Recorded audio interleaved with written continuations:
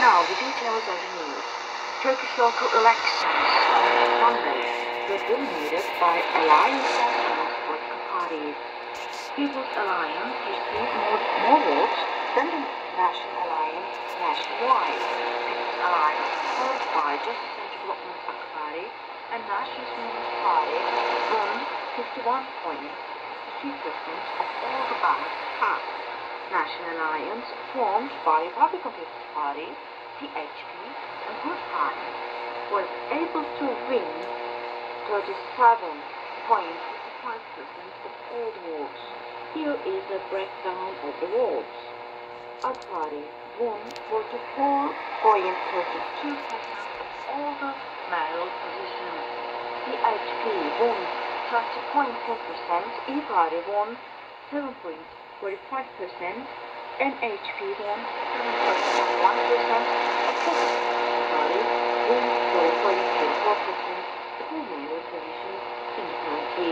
Other parties secured a total 6.58% of all remaining mayorships. Unofficial results in the three major cities are in Casablanca, People's Alliance, AK Party, and NHP won 47.10%, and National Alliance, kHP, and E-Party won 50.90%. In Istanbul, People's Alliance won 48.61%, and National Alliance won 79%. In Izmir, People's Alliance won 38.67%, and National Alliance won 58.06%.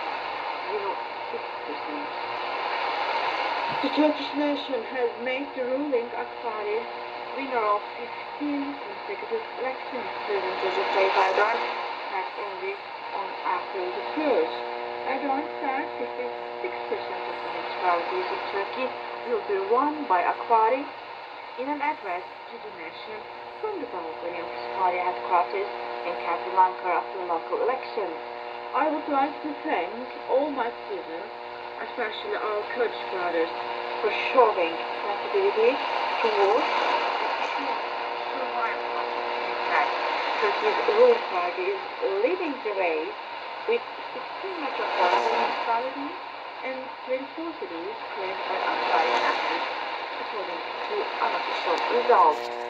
Erdogan described the reason for not being able to achieve desired results in some cities as an inadequacy to explain themselves to the nation. As of tomorrow morning, we will start finding and making up for our shortcomings, he added. Erdogan said the party and Turkey will experience a change in the coming days. There will be no elections for 4.5 years. What will we do? We will focus on national and international issues, especially raise our country above the level of our contemporaries, he added.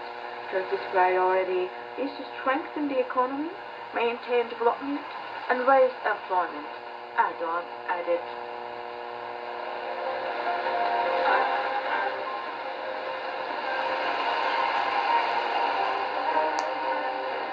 The news continues on the English language broadcast of the Voice of Turkey.